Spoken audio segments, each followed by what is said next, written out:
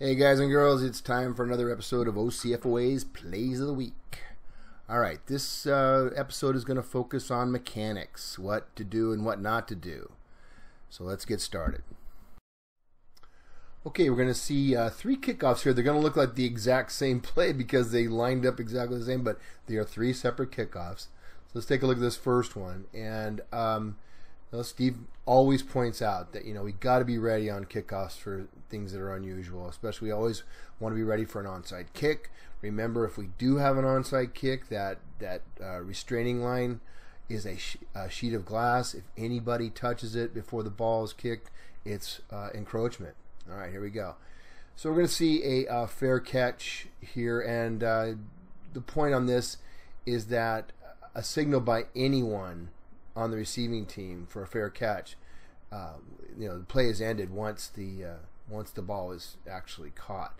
So here we see the receiver giving the fair catch signal. Both the deep officials should have this, and this is a really great spot by this referee. Watch this. I mean, he's on it. Just a great job. Really, just tells everybody what's going on. So let's take a look at the next play.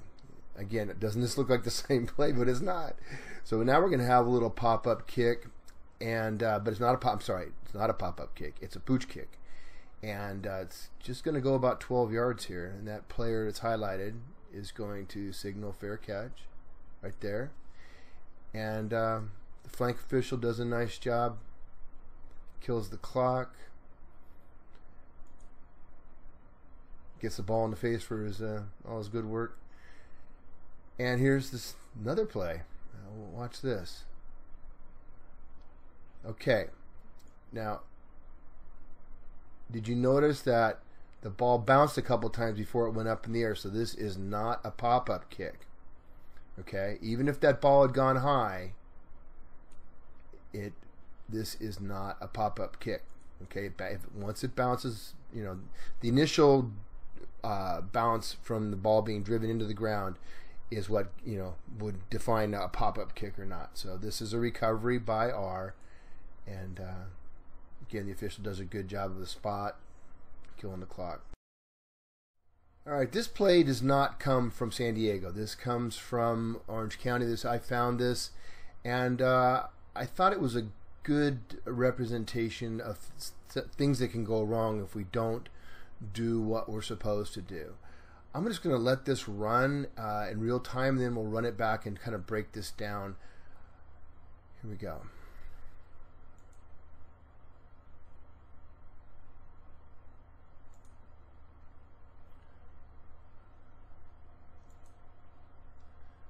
You see the quarterback getting sacked here. Now notice the line judge doesn't actually seem to be aware that there was a sack. He's marking the ball up there.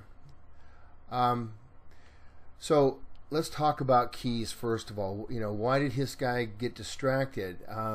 So these are in our association, the line judge in a balanced formation has responsibility for the widest receiver, and of course he's always got to keep an eye on his tackle, and he can stay with this tackle for a while if his other key isn't being pressed, and he's not at this point. So let's take this slow motion.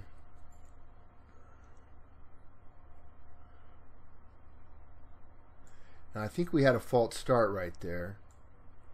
Let's go. If you watch the receiver up on the line in front of the line judge, and you'll see the coaches down below react to it. Watch.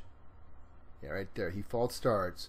So the coaches are now pointing, which may have caused this next action where he's trying to figure out why they're screaming. But watch the line judge's head.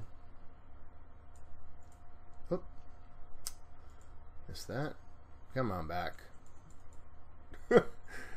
All right, so the line judge is focused on this receiver right now.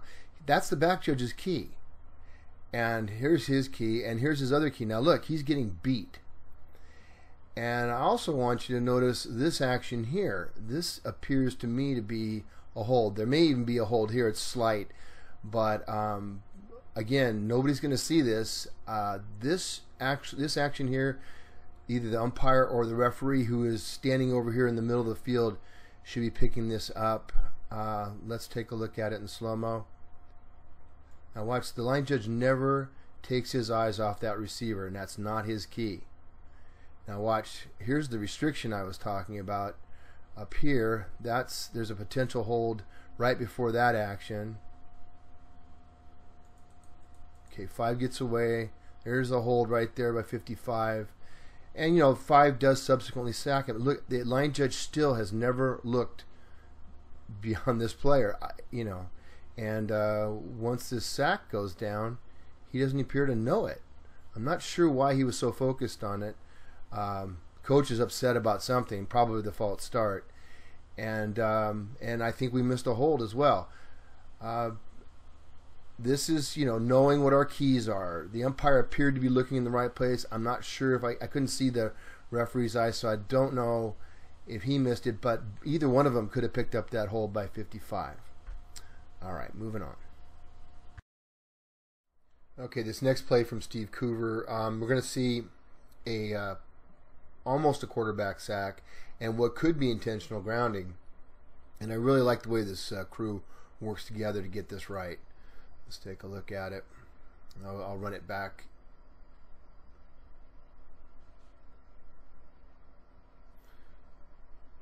Okay, you see the ball come out. And you see the head linesman pointing there. So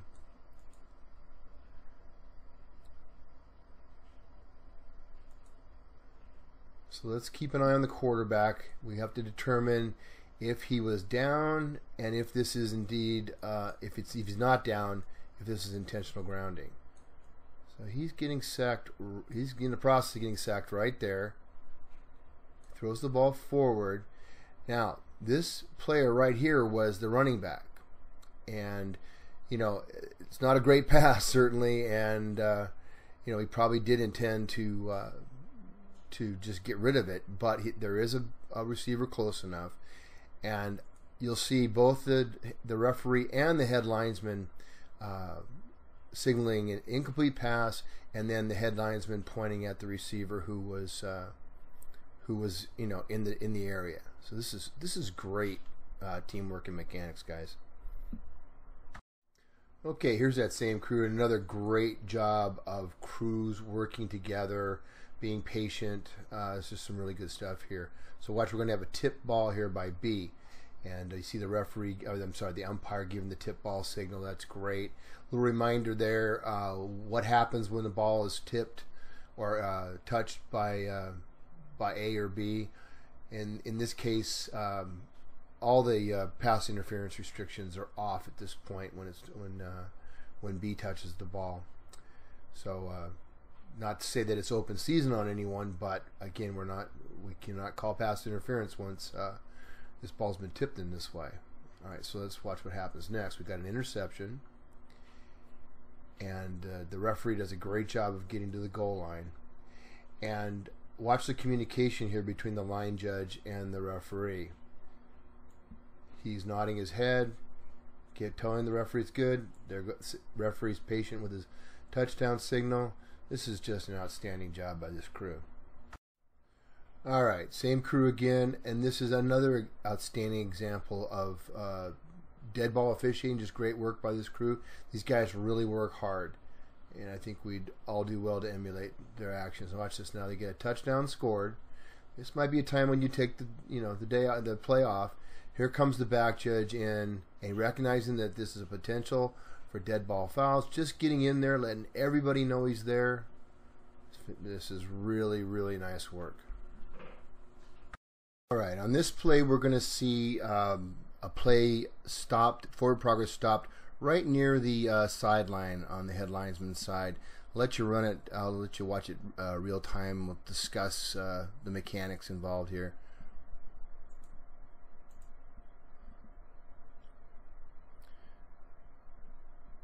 So you can see the progress is stopped right there.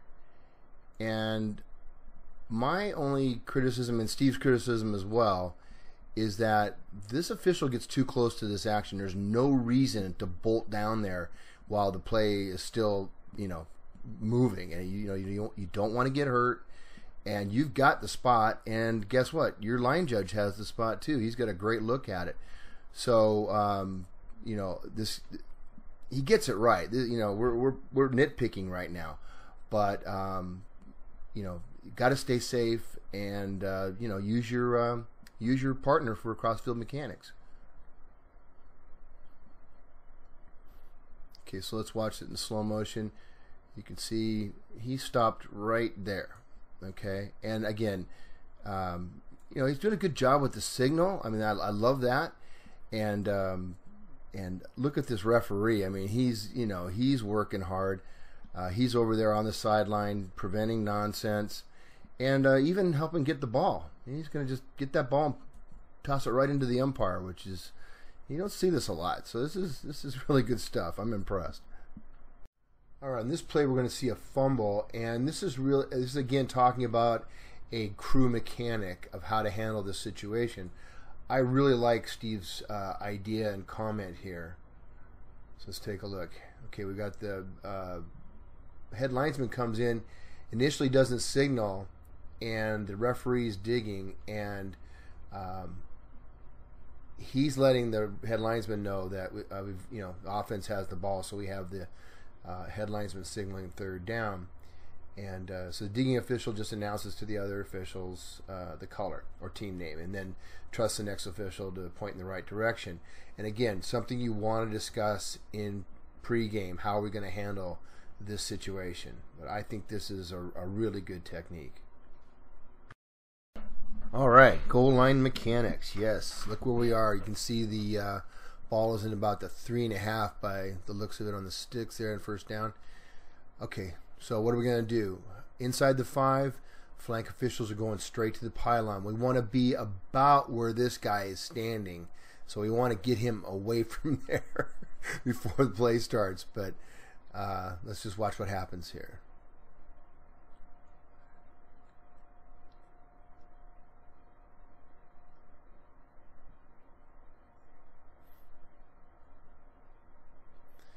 Yeah, great job. Both closing in, both signaling second down. The again, the back judge and umpire doing a great job of dead ball officiating. My only observation here as a criticism is watch the head linesman here. I don't know what the line judge does because he's out of frame, but watch the head linesman.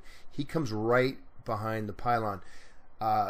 Now, the play's going away from him, so there's no danger here. But as a matter of practice, we want to come in deeper than that so that we don't get run over, right? So just keep that in mind. Obviously, on this play, it doesn't matter. But if that play is coming at you, you want to be able to stay right on the goal line and not have to be moving as it's developing. So make it a practice to go, you know, 2 yards deep here off the pylon. Otherwise, just, you know, an outstanding job by this crew. You can tell this is a top crew. All right, same game. This game has a little bit of everything. It's really a great game for training purposes. So what do we have here? We have a bad snap, and so let's talk a little bit what we do on bad snap. In San Diego, they send their line judge downfield with the back judge. The line judge is basically on the sideline in a couple yards in front of the receiver. The back judge is behind the receiver, and they've got the receiver bracketed. It's really not a bad mechanic. I think there's some merit to it. In Orange County, we generally have our flanks on both sides of the field on the line of scrimmage. So our mechanic is that whoever is facing the referee, in this case the referee is facing the line judge, so the line judge would go back on a bad snap. So one of the things we want to do as flank officials is we have to read that snap and know who's responsible to go back if the snap is bad. This is something you want to cover in your pregame. So let's take a look at this. In this case, the head linesman's going back because he's the only flank official to help out. The umpire will move up to the line of scrimmage and help determine whether the ball crosses the line of scrimmage. So here we go. Now there's the bad snap. Referee reacts immediately right on the goal line. Just great positioning by him. And the ball is partially blocked. And then we have another little sort of strange occurrence here. R is going to muff this. Watch this. He muffs the ball. That's not a fumble. That's a muff. Got to scramble for the ball. It's kind of not clear who recovers at this point. Now we're going to see the head linesman come in and kill the clock. Great job there. He's got the spot. Now the question is, who does this ball belong to? And did that touching by R give K the ability to recover and have a new series of downs? And the answer is it doesn't matter who recovers this particular ball because the ball never crossed the line. The neutral zone. It is going to be R's ball no matter who has this, and that's all covered in section 513. And you know this is such an integral part of the game, and yet we kind of ignore this rule until we need it. But you can see this is, you know, when a scrimmage down ends with the ball in the field of play or out of bounds between the goal lines, a new series is awarded too. And there's all the ways that we can award a new series. And if you look at F, that covers the situation where R is the first to touch a scrimmage kick, which is what happened here, while it is beyond the neutral zone. So this never went beyond the neutral zone. And then there's the unless. I don't want you to focus about that, but just that first, right up to that comma, had that occurred, had R muffed this beyond the neutral zone, no matter where it ended up, even if it didn't get beyond, even if K didn't recover beyond the line to gain, it's a new series for K. So you know you're going to have a lot of explaining to the R coach because he's not going to understand this. But in this case, since that didn't happen, we go to C there where it says B. The ball is awarded to B if at the end of the fourth down the ball belongs to A behind the line to gain. So if A recovers this, they're still behind the line to gain, so it's going to be R's ball. I hope that didn't confuse you. Let's move on. All right, in this play we've actually got a foul. We're going to run this real time for you if I can. It's going to want to stop wherever Steve's made comments, but I'm going to try to flash right through it, and then I'll run it slow-mo, and then we'll talk about it. So see if you can pick up the foul. I may have given you a little hint. Okay. Let's go back and run it slow.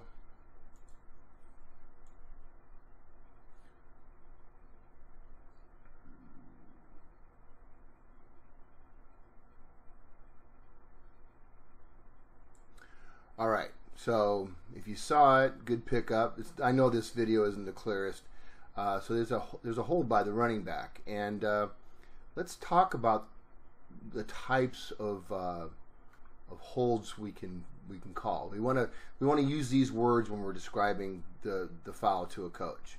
So we got a grab and restrict, we got hook and restrict, a takedown, or a tackle, and that applies to the offense and the defense if we call holding. All right, so keep an eye on the running back this time. Steve's going to point it out to you. Right there, you see the arm around his waist as a hook and restrict. You can see he definitely kept that defensive player from getting to the quarterback. And this is a really nice job again by this crew. I keep praising him, but they just do a great job. Like, headlinesman's over there immediately talking to the coach to find out what they want to do. Let's see. It looks like it's second down. I can't really see. But I'm guessing he's going to take this. Well, maybe not. Who knows? Anyway, great job. Umpire lets the referee know what happened at the end of the play or the result of the play. So good job by this crew again. All right, on this play we have another potential hold. I'm going to run it in real time. We've got several comments I got to blast through, so I apologize if it sort of skips.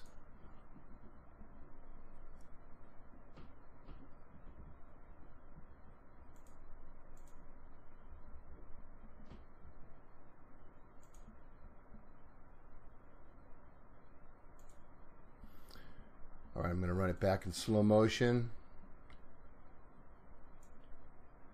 Now keep an eye on the defender on the far right side and the blocker who takes him on.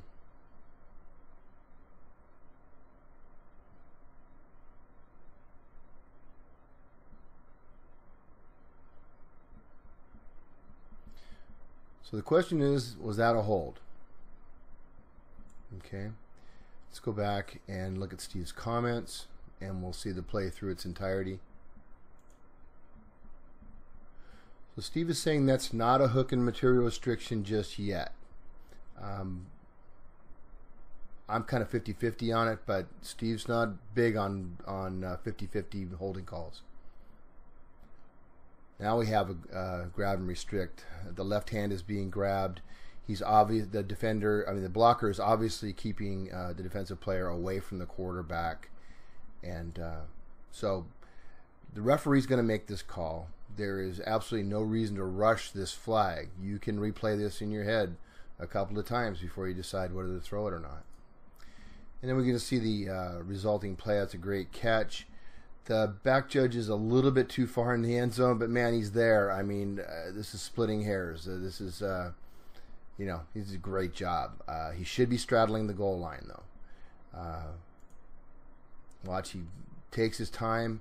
Great touchdown signal. I mean, I just love this signal. I'm a big proponent of strong signals. So look at that, and next time you call a touchdown, make it look like that. And play keeps going. We roll back, and yes, the referee did throw a flag for holding. Well, that's it for this episode of OCFOA Plays of the Week. I try to keep these videos, 20 minutes or less. I don't want to burn you guys out. I actually have a whole bunch more material, so I'll probably be producing another episode real quick here. If you like these episodes and you want to see more, please subscribe to my channel. You can subscribe to it by clicking on my picture in the upper right-hand corner. If you're from another association outside of California or inside California, outside of Orange County or San Diego, feel free to use these videos in any way you see fit. I'm happy to help, and hope you're enjoying them. This is Mark Andrews signing off.